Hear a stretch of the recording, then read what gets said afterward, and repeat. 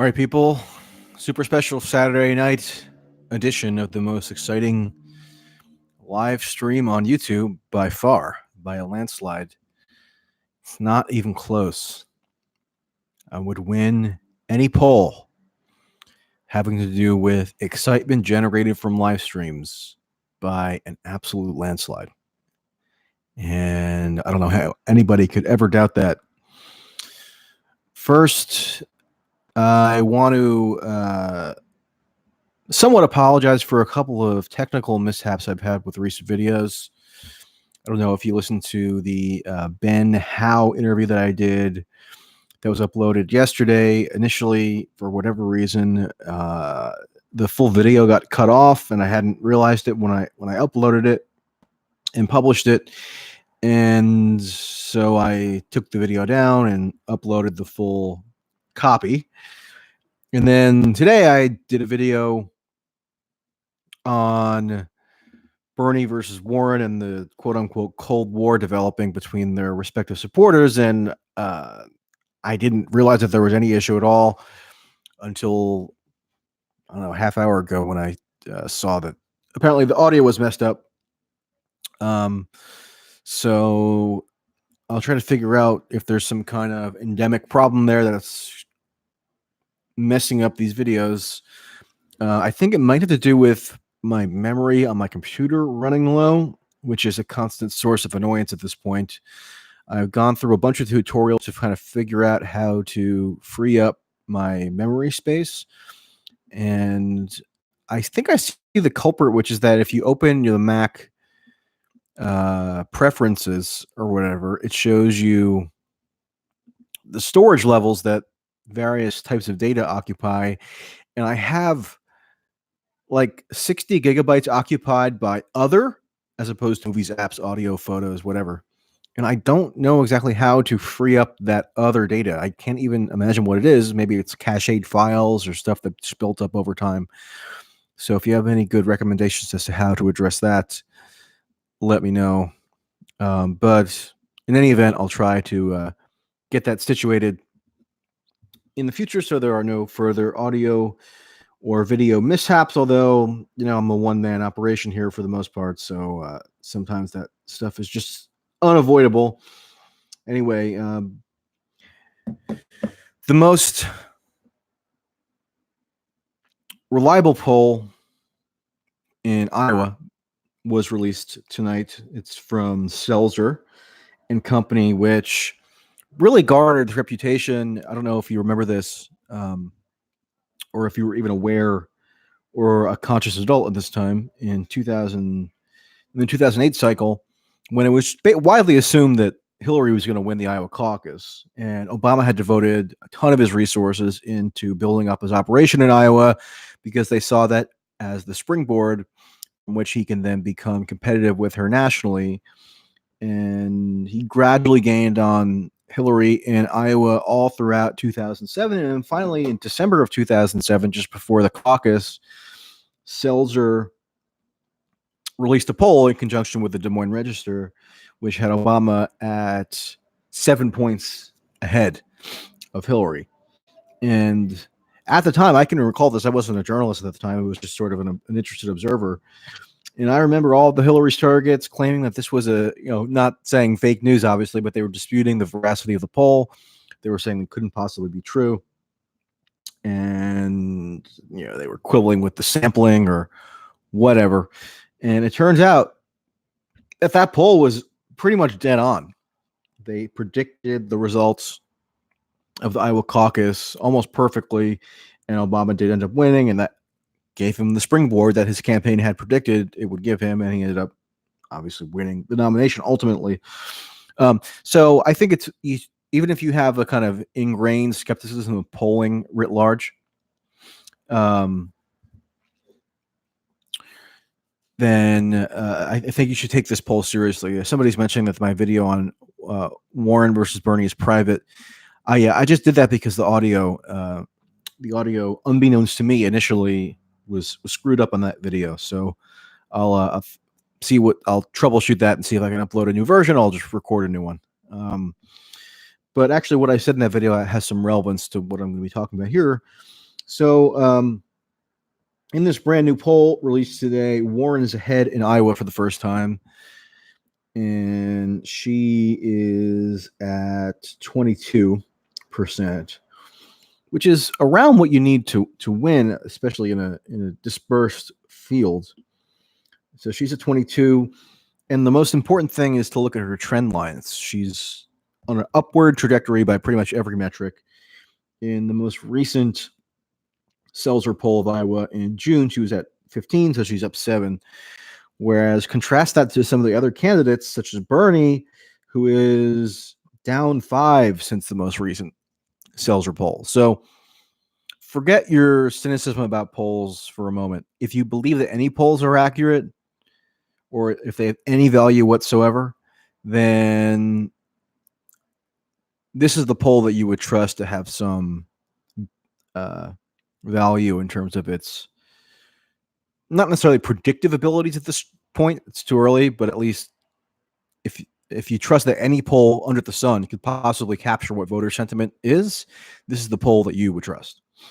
So Warren is clearly on an upward trajectory by every metric. She's at 22. Biden is now in second at 20. So he's still within the margin of error from his previous poll, but he's down somewhat.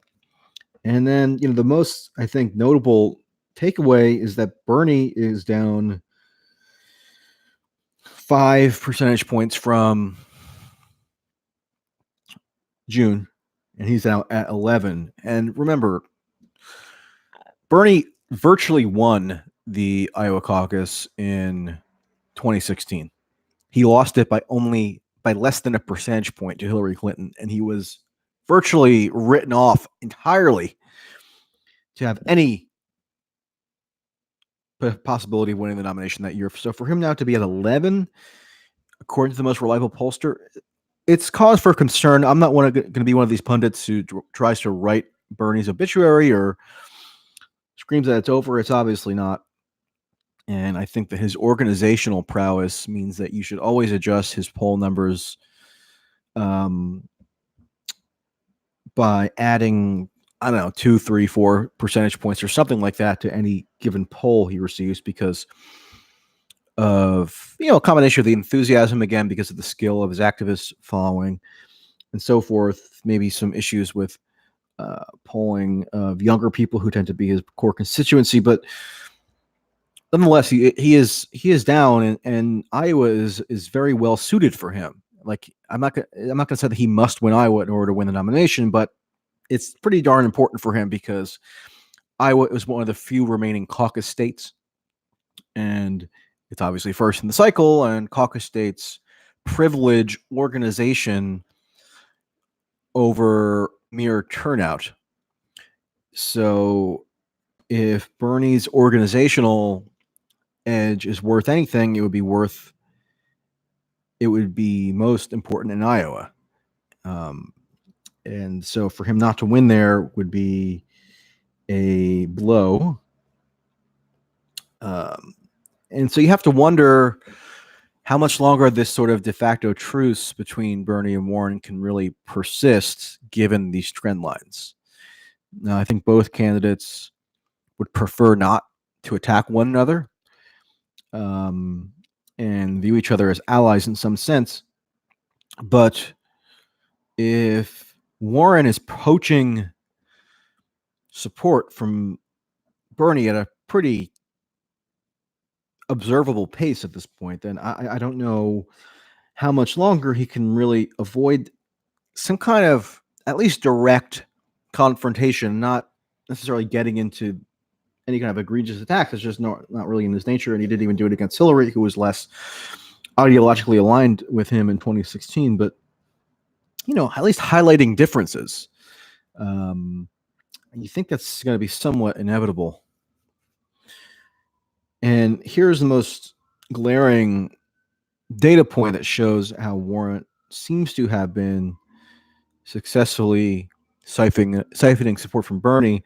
Warren currently leads Sanders, according to this poll, 32-25. among voters who caucused for Sanders in 2016. So among all the voters who caucused for Bernie Sanders in 2016, Warren is ahead. Now, of course, because there was only essentially two candidates in the race in 2016, you'd expect that some segment of them would go to other candidates, right? But for Bernie not to even be leading in that category is a bit of a red flag, and it shows that Warren's doing something right. So for other candidates, if they want to remain competitive, they have to figure out a way to counter her that doesn't turn off voters, because generally the trend we've seen is once a candidate attacks another candidate, their negatives go up. And it doesn't necessarily redound to their benefit so much, at least in the polls. So it's a tricky line to tread, but something is necessary there. I mean, there's a scenario you could envision in which Warren wins Iowa, then wins New Hampshire, which is a neighboring state for Massachusetts. Massachusetts has a big influence, probably even more so than Vermont, on New Hampshire politics. People have connections to Massachusetts and New Hampshire. And then Biden wins South Carolina.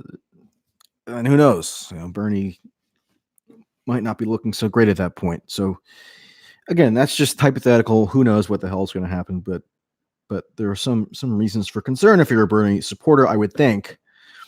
And then another stark finding is that among voters under 35, Warren is also leading Sanders 27-22. Now, that's not as much of a gulf, but young voters are Bernie's bread and butter. And, the margin between Hillary and Bernie among young voters in 2016 was astronomical. So Warren is demonstrating that she's at least has the capacity to eat into that support base. So, I mean, I'm not a campaign advisor or an operative. I don't know what exactly she could be done to stem her building lead here. But you got to think those discussions are underway. And on the Tulsi front, she did get a qualifying poll from this Des Moines Register Seltzer poll. Now, I saw some people saying that they don't believe this poll because it's also published by CNN. CNN is not conducting the poll. CNN is just publishing the poll in kind of coordination with the Des Moines Register. So Seltzer is the firm conducting the poll. So CNN's involvement shouldn't have any bearing really on whether you believe the poll to be valid. And Tulsi has 2% in this poll, which puts her ahead of several of the candidates who have qualified for the debates, including Yang, Beto, Castro, Steyer, etc. So, it's unusual that a poll where Tulsi ostensibly would qualify actually does qualify, but this meets all of the DNC's mysterious standards. So she does have her third qualifying poll now, and she needs one more in the next, 9 days? So by October 1st, in order to qualify for the next debate. And people are going to be super, super mad if she actually gets this qualifying poll, because then you'd think it would mean that the debates, again, have to be split into 2 nights. Because you have Steyer, who's already qualified. And if Tulsi were to qualify, it would make it a total of 12. Can you fit 12 people on one debate stage? I don't know. The Republicans actually put 11 on a debate stage, on one debate stage in 2015. And so it's possible, but were she to qualify, the hatred on her is going to rain down even more dramatically, because people somehow have a bias against all these people on stage because they want to just narrow it on the select few handpicked candidates. So they will take her qualifying as like an affront to the process or something, even though she's been disadvantaged every step of the way by the process, given the arcane and inscrutable rules that have been set forth by the DNC. But this is one you can't argue with. She is at 2%, and she has her third qualifying poll. And this is sort of the way it should be. She's campaigning a lot in Iowa. She's steadily built up her numbers in Iowa, and then therefore that qualifies as a approved poll. And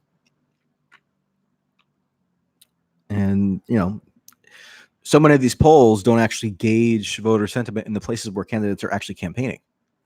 Iowa would be an exception. So there you have it.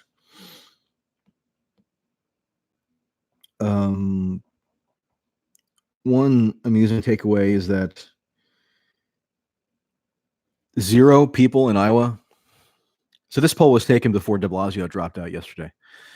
And 0 people responding to this poll cited de Blasio as their first or second choice. So he has that sad distinction. And that gives you a little bit of insight into why he dropped out. Mayor Pete is also down considerably, down 6 from the last poll. Now, I would assume some of that's going to Warren. Maybe some of it's going to, I don't know. Warren's really probably siphoning votes off of everybody at this point because the perception is that she has momentum.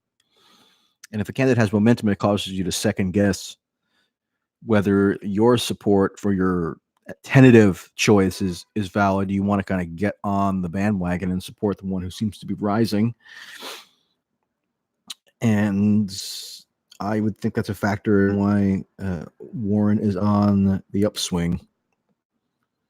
But I'll talk a little bit about what I said in the video that I had to take down, unfortunately, which is that even though Warren and Bernie personally are probably averse to attacking one another and will try to maintain that truce for however long is possible, you're going to see flare-ups and skirmishes and battles in the Cold War between Bernie and Warren supporters online. And you saw the first front in that war this past week when the Working Families Party endorsed Bernie. All right, somebody just chastised me to read the super chats. You're right, I should. Beggar Express says Bernie has more individual donations than anyone in Iowa, so come down. I don't know if by come down you're saying I shouldn't be so dour on Bernie's chances. I'm not really. I'm just looking at the data. But yeah, I mean, that's one metric by which Bernie is very clearly ahead. He just passed 1 million donors nationwide, which is like incredible. And that's actually the most impressive feat in terms of small donations ever for any candidate in history. So I'm not discounting that. That's why I said when I look at Bernie's polling results, I, as sort of like my own personal adjustment mechanism, tack on like 3 or 4% to account for those intangibles, and especially in a caucus state. So yeah, I don't discount that in the slightest. But in terms of the Cold War, so to say, between Bernie and Warren, you saw the first skirmish in that breakout this past week because the Working Families Party, which is a national party that has ballot lines in states like New York, endorsed Warren. And shockingly, there were some Bernie supporters who were not pleased about that because they had endorsed him in 2016. So they asked, reasonably, if the Working Families Party could please reveal the tabulations from its vote gathering process, because they segmented it into the leadership of the party and then the membership, and they weight them differently. And so the theory was that the leadership in the party tipped it to Warren, whereas the rank and file in the party probably favored Sanders. And when people express their dissatisfaction with the Working Families Party not revealing that information, people around the Working Families Party and like some supporters and others got really upset because they accused Bernie supporters of mounting a campaign of white terror against the Working Families Party because apparently many of the people in the leadership are non-white. And they also accused Bernie supporters of engaging in hateful, violent, or racist attacks.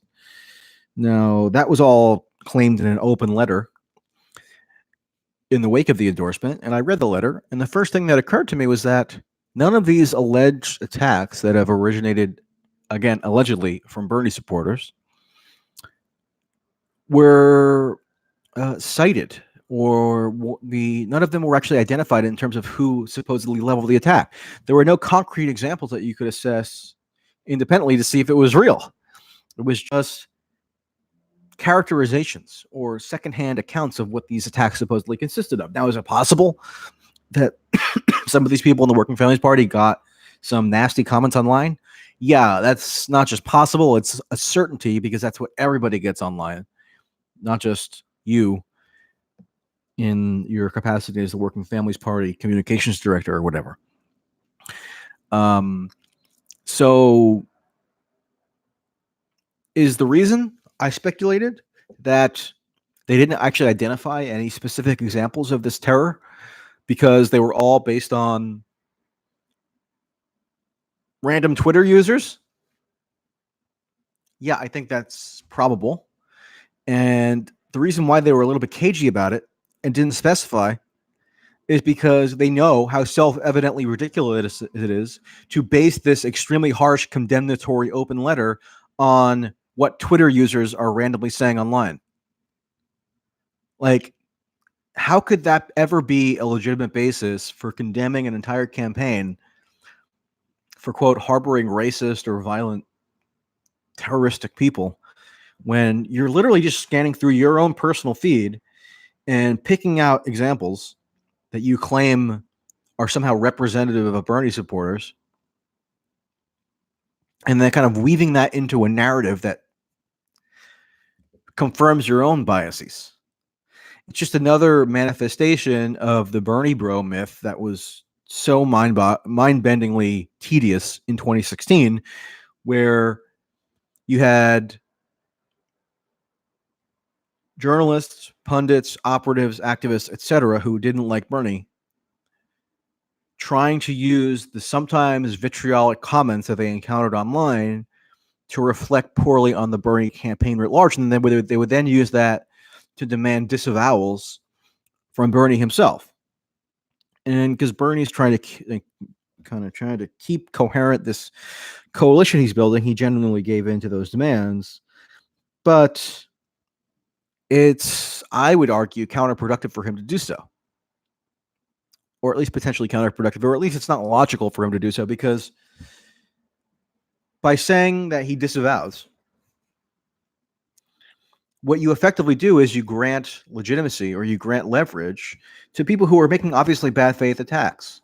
So after this letter was issued this past week denouncing Bernie supporters for being racist or whatever, the Bernie official campaign account put out a tweet saying, "I disavow blah, blah, blah, blah, blah. There is no place for blah, blah, blah, blah, blah."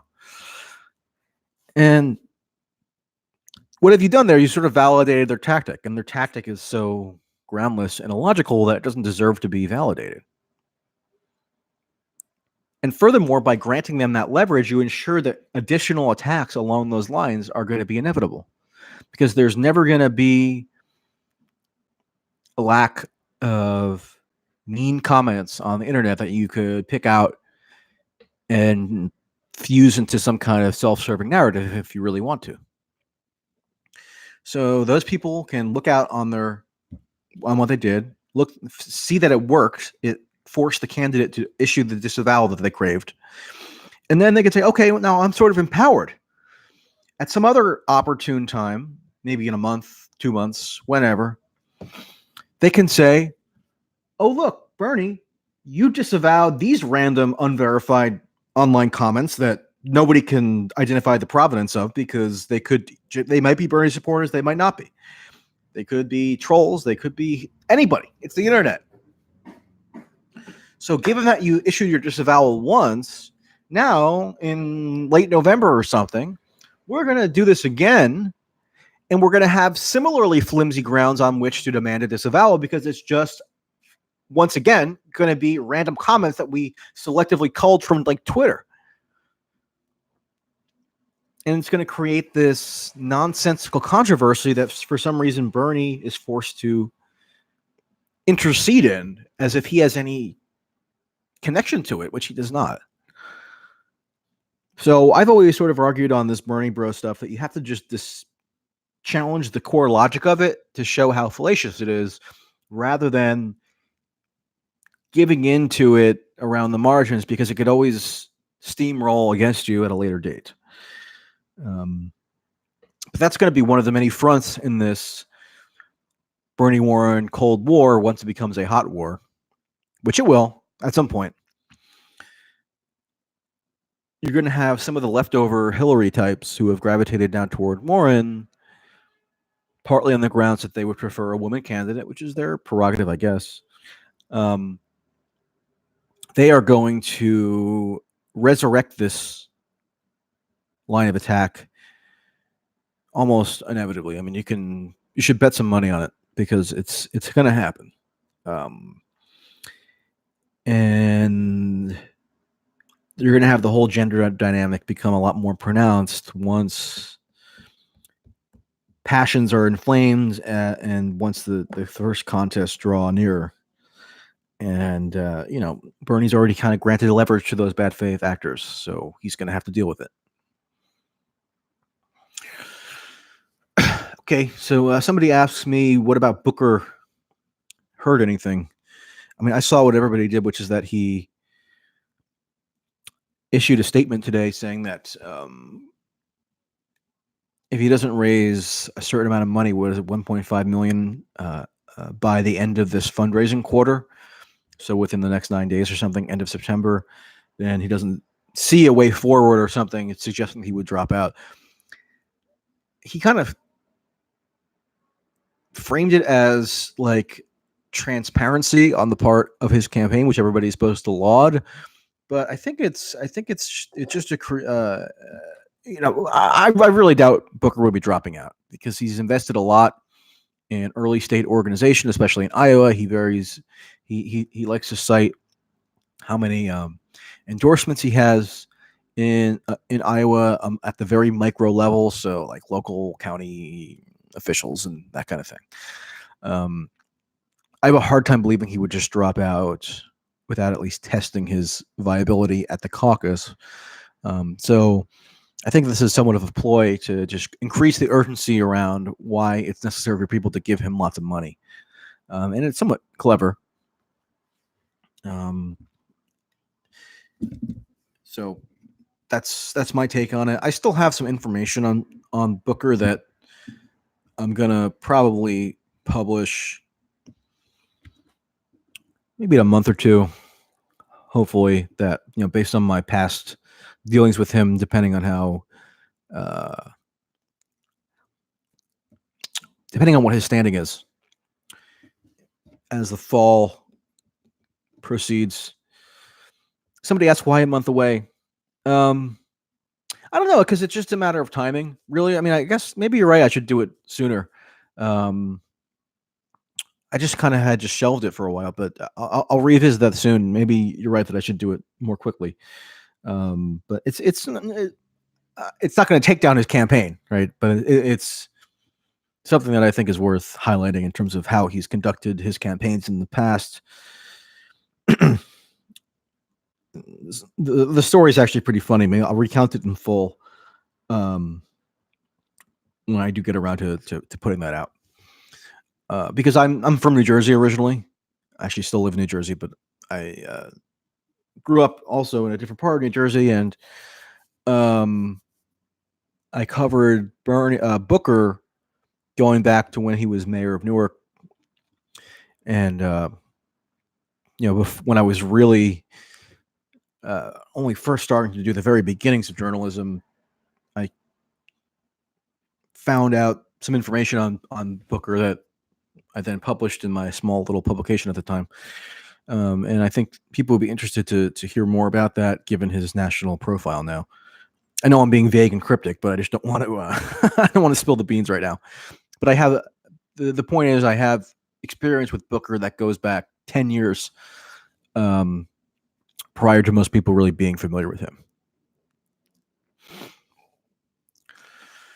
Okay, somebody asks in the super chat, did the DNC approve every poll where Steyer was at least 2%, at least at 2%? No, they didn't approve it every poll. Steyer just happened to get 2% in the polls that were qualifying, which is itself arbitrary.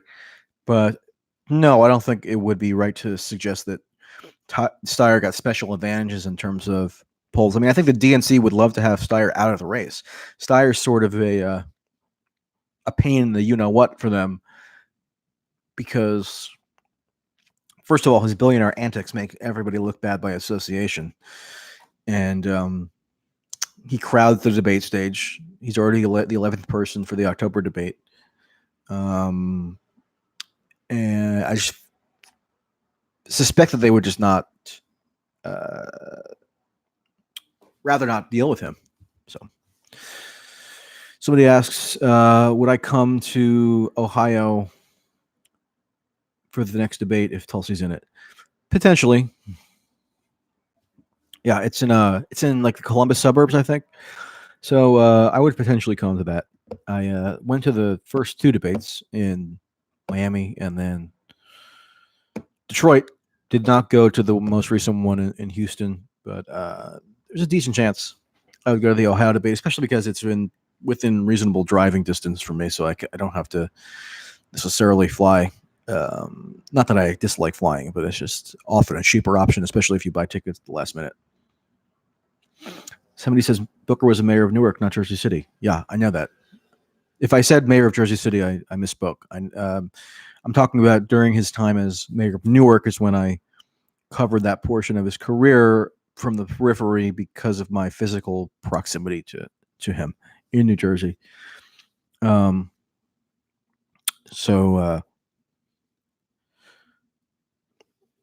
yeah, I'm gonna unearth that stuff soon. Although if he drops out by October 1st, then maybe it'll be too late. So I should probably do that soon, sooner than I had anticipated doing.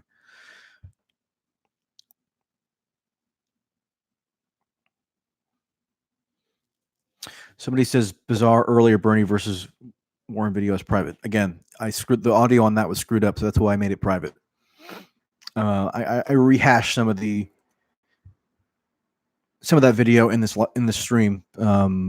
I guess I should just take it down overall. I thought that when you make a video private, it's not viewable to people looking at the channel, but I guess not. I'll just remove it entirely. So somebody says I street fight when it first came out.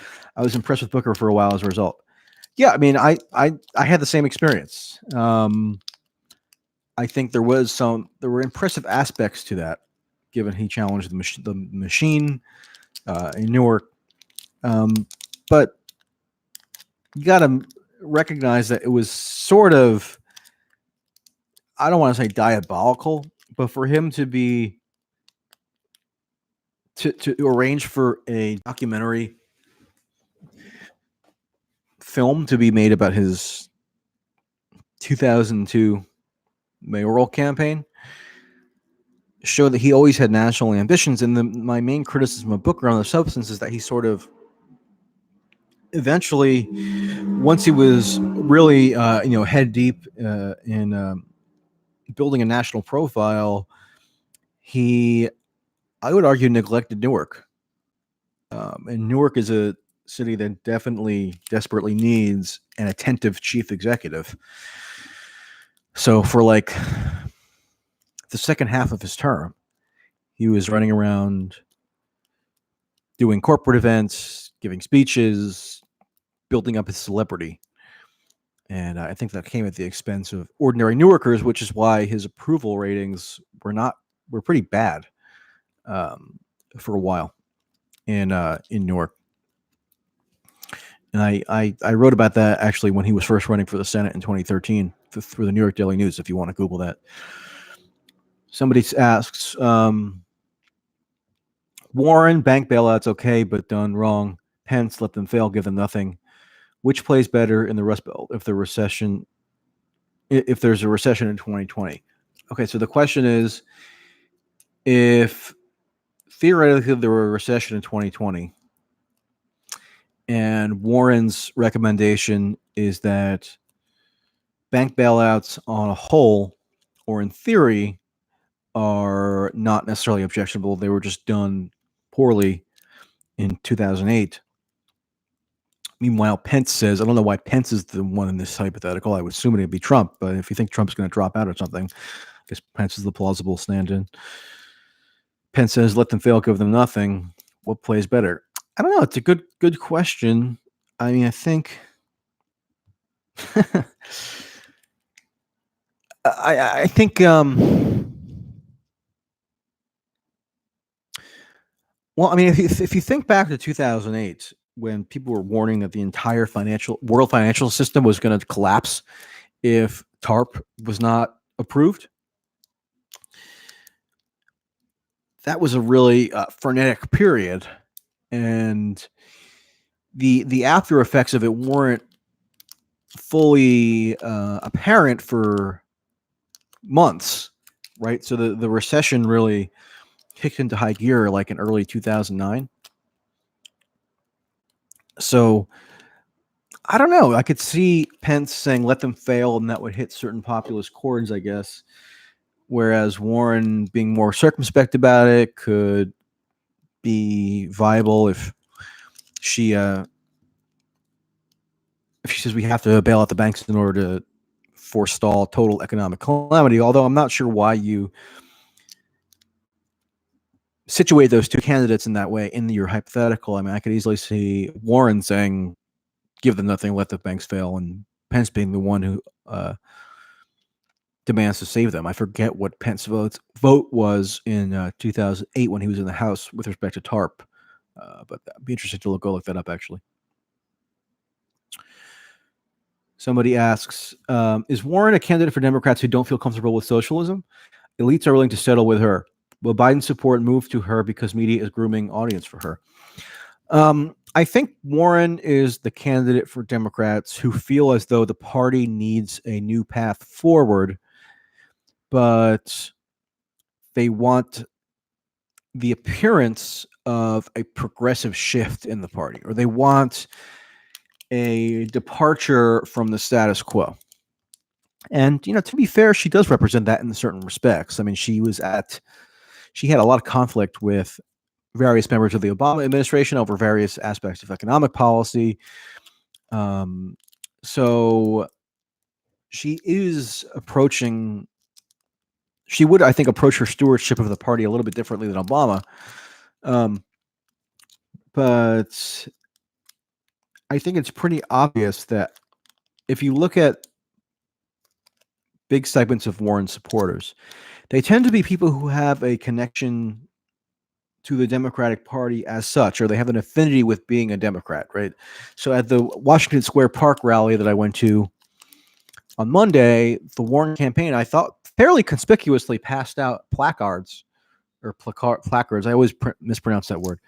Signs that said, I'm a Warren Democrat, right? And that, to me, was notable because it might have been a subtle, not quite a dig, but a subtle highlighting of distinctions between Warren and Bernie, because you would not see Bernie pass out signs saying, I'm a Bernie Democrat. He doesn't exalt his affiliation with the Democratic Party in that kind of way. If anything, he has an oppositional stance toward the Democratic Party in a lot of ways, or at least that's the perception. I mean, in practice, he's pretty cordial with all his Democratic colleagues. He goes around the country campaigning for Democrats. He had a sort of like a peace treaty with the DNC. So I don't know how much that really matters in practice, but at least he's perceived among many Democrats as having this oppositional attitude toward the party. So I think Warren is the candidate for somebody who wants to see a different direction, but doesn't want to countenance outright hostility toward the party, like who doesn't want to like bury Hillary's legacy in the dumpster, right? But still is not comfortable with Biden for a variety of reasons, including his age, his gender, his ideological disposition. Warren has very cleverly carved out this niche where she appeals to professional class sensibilities in the Democratic Party, where an evolution in the party's positioning is desired, but not so conspicuous of an evolution as Bernie's, where the party is itself viewed with suspicion, if that makes sense. That's why I think she's a little bit more amenable to elites in the party than Bernie. And not just elites, but people who have like an elite Democratic, again, sensibility. That was just what I gathered at this rally and some other Warren's events. They're not people who are going to be raging against the party or alleging corruption necessarily, but they do want somebody who represents a break of some kind with the Democratic Party of old, which, you know, in past cycles would probably be viewed as the most radical left-wing candidate, right? Maybe not the most radical, the most radical, viable left-wing candidate. But with Bernie in the race, you have somebody who has, as part of his political brand, hostility of a kind toward the party per se. And Warren provides an alternative to that, which I think a lot of people were attracted to. Let me know if that made any sense, because that's may have been incoherent.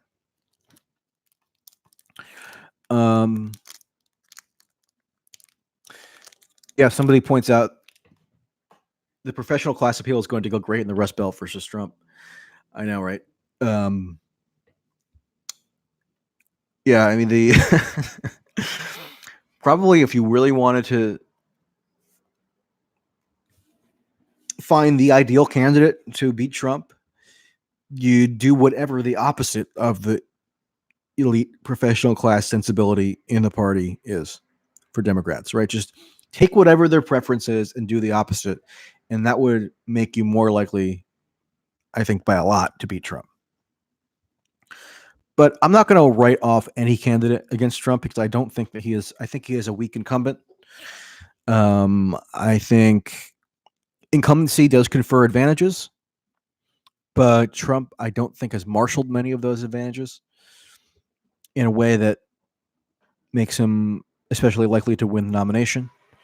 Sorry, to win the presidency, meaning to win re-election. If he had had a different legislative strategy, I think it would have been viable, much more viable for him.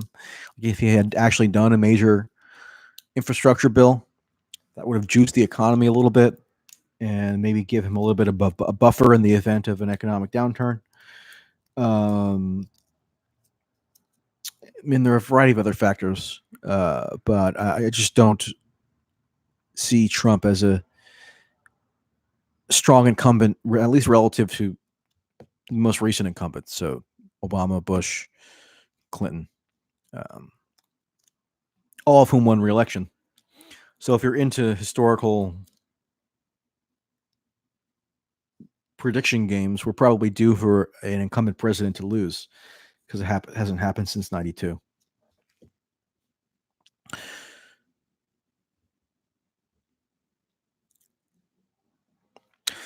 Somebody says, remarkable that Trump has little to say about Bernie or Tulsi, who go after him on actual policy differences. Yeah. I mean, so this thing about Trump allegedly speaking to the Ukrainian president about investigating Biden and his son Hunter's purported corrupt deals in the Ukraine is interesting, because set aside the substance of it, right? So the substance of it, I think, is actually something necessary to consider. But think about it purely in political terms. Biden at this juncture has somewhat of a tenuous lead, and he's now lost the lead in Iowa, but tenuous lead nationally. You have Democratic partisans who like him, but maybe are skeptical of his chances or of his competence or of his mental acuity or whatever.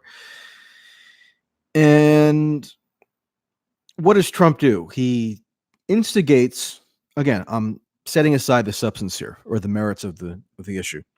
He instigates controversy that is inevitably going to lead to Democrats rallying around Biden and sort of polarizing around him just in defiance of Trump.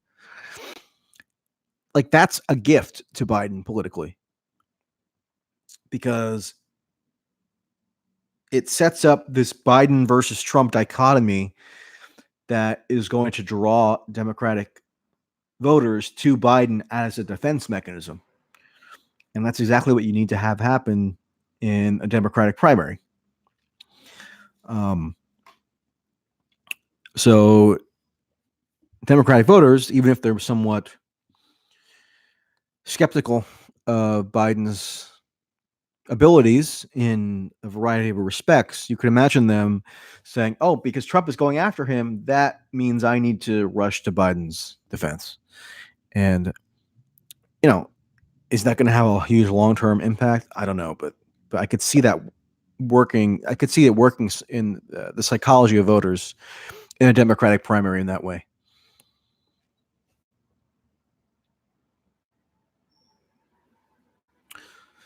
Let's see. Somebody says, since 1896, Ohio has picked the president every time except twice. Win Ohio, win the election. Warren cannot win Ohio. Yeah. It does seem like it's a good idea to win Ohio. Trump won it 2016. Obama won it in 2012 and 2008. Bush won it in 2004. It's funny because Ohio has become less of a focal point electorally because of the surprise 3 states that Trump won in 2016. I mean, not surprised to some, wasn't a surprise to me necessarily, but Wisconsin, Michigan, Pennsylvania have sort of overtaken Ohio in terms of the focal point of the electoral map, and even overtaken Florida to some extent. So for the longest time, it was all about Florida and Ohio.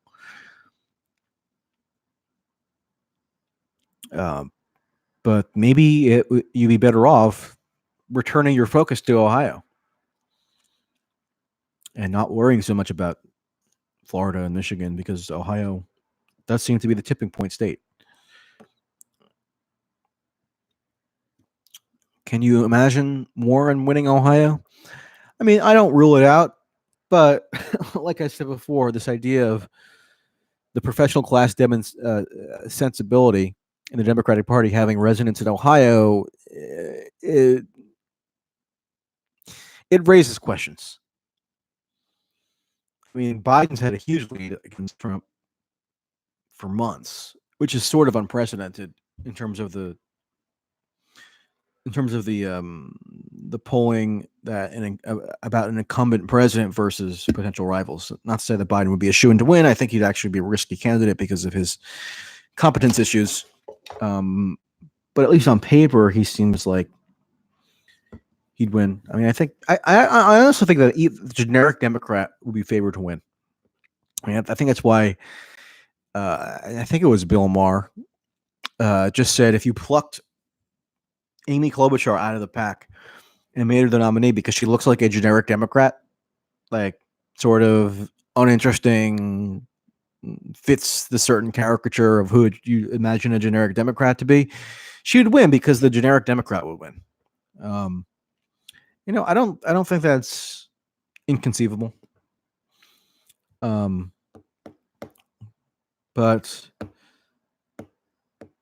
I think Tulsi would probably win. Am I wrong in saying that? I don't know. I'm sort of spitballing here in a way that's probably not that wise. But I don't know. The point is, I think Trump has it's a weak incumbent, and any Democrat should be thought to have something of an advantage against him, or at least more so than you might expect.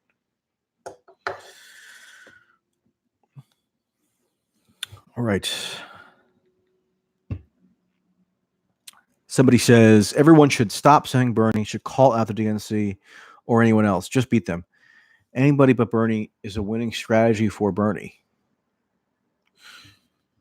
Not sure what you mean by that last part, but I mean, I think you're right in the sense that Bernie's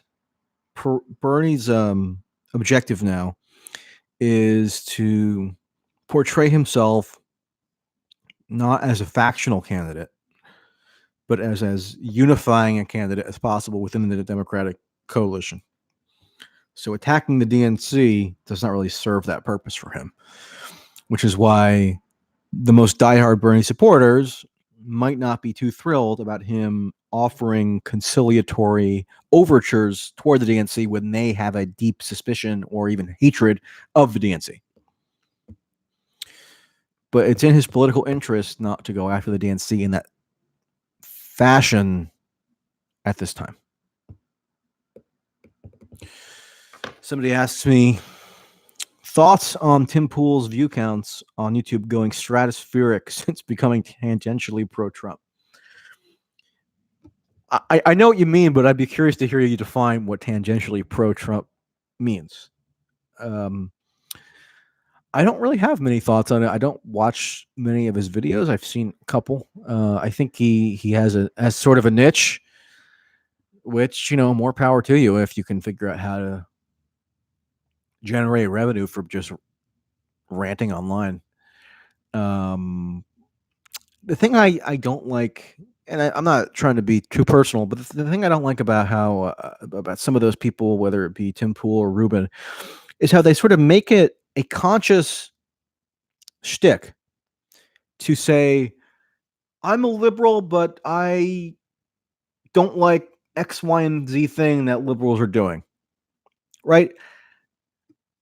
Just say it. Just make an argument rather than referencing your own personal political trajectory. So I would have maybe some similar criticisms as they do, but I don't try to justify those criticisms on the ground that I was once part of that crew and now that crew has gone crazy, and so therefore I'm criticizing them. I think I would rather have my criticism stand on their own rather than having to make reference to my own personal evolution. I just find that annoying. And I think that makes people suspicious of your intentions. I'm not accusing him of having malevolent intentions. I'm just saying that my style would be to not place myself personally at the center of whatever argument you're having. And if your takes do consistently mirror whatever the conservative media, whatever take is bubbling up on the top of the algorithm for all of conservative media, then, you can't blame people for having misgivings about that. Because I was critical of the Russia narrative throughout and still am to the extent that it still exists, I got criticized as being tangentially pro-Trump. So I'm a little wary of assigning that label to anyone without basis or without, a specific allegation that can be assessed on its own terms, So I wouldn't want to be flippant about accusing people of that, but if you watch him regularly, then you probably be more familiar with whether that's an accurate label than I am. Yeah, and I also, not on top of the Russia narrative, it's also just being sort of fed up with the nonstop hyperbolic, furious denunciations of Trump every single day that just don't accomplish anything except provide rhetorical, emotional gratification to people who hate Trump anyway. I just find that boring and tedious and not particularly constructive. So if you criticize that would also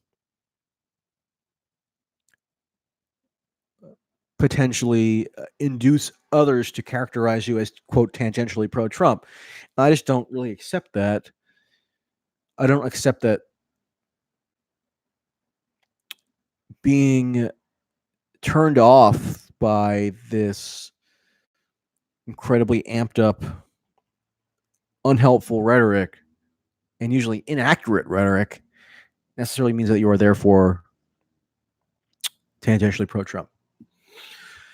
Somebody says, I was saying that CNN, MSNBC, et cetera, are so obvious in their hatred of Bernie that it's helping him, or it will. I hope they treat him worse. Yeah, I mean, one of the funniest polling findings of the past couple months is that Bernie is actually viewed more favorably among Fox News viewers than MSNBC viewers. So what does that tell you?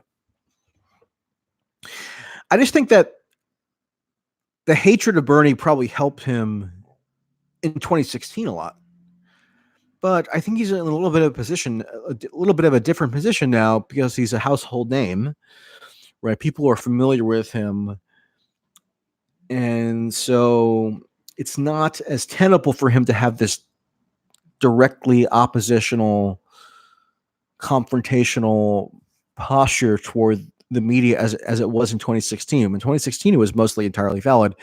I think the media has sort of made certain accommodations to Bernie where it's not as hostile as people sometimes claim. Yeah, you could find examples here and there when he's not treated accurately or when something he says or does is not portrayed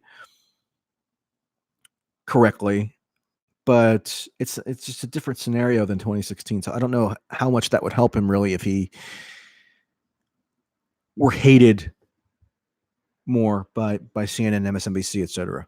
Because I mean, you need some if you're Bernie, you need some normie MSNBC and CNN viewers to vote for you if you want to forge the requisite coalition in a Democratic primary. So, yeah, somebody asked, has WAPO ever done a positive article on him? Yeah, they have. I mean, in totality, it's probably negative overall, but they've made certain accommodations to him in the sense that they recognize that he represents a formidable faction within American political life, right? Not to say that every single thing that they write him is positive. It's not going to be, and some of the fact checks on him are ridiculous. Still, somebody says Reason Magazine is writing smears against Tulsi. If that makes libertarian phobes happy, really, I haven't seen that. If you could send a link, I'd be curious to see what they are going after him for or her for. Somebody says, do you think social democrats are ignoring Bernie's capitulation to the MIC, lefty identitarians, Russiagators, and the radical DSA? I don't know why I'm laughing, but I'm laughing because I think you're onto something there.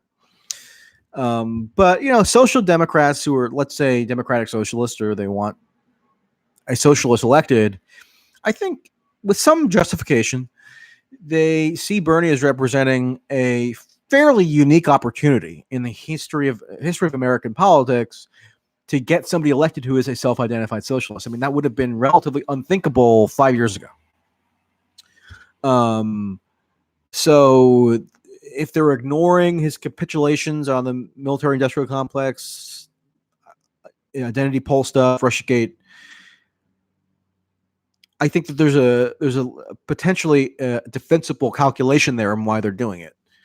Now, if you could clarify what exactly you mean by capitulation to the military-industrial complex, that would be helpful. I don't know what he's done recently that's been a capitulation in that sense.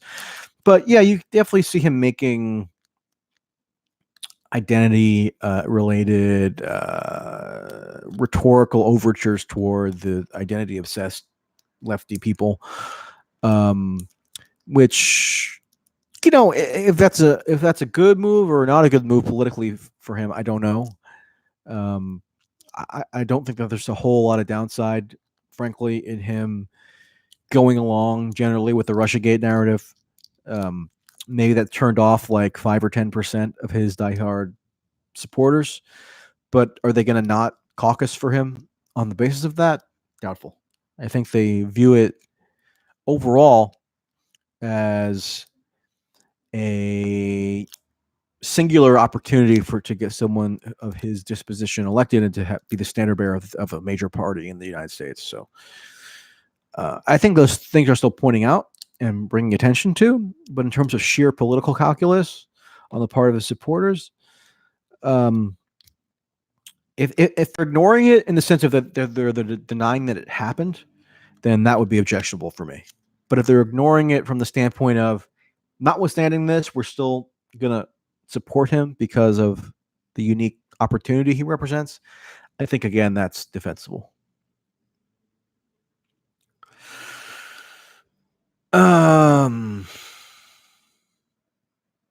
Let's see.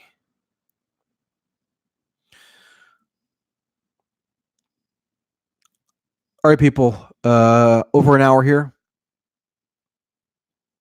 I will head out now, and I will talk to you all later. Have a wonderful evening.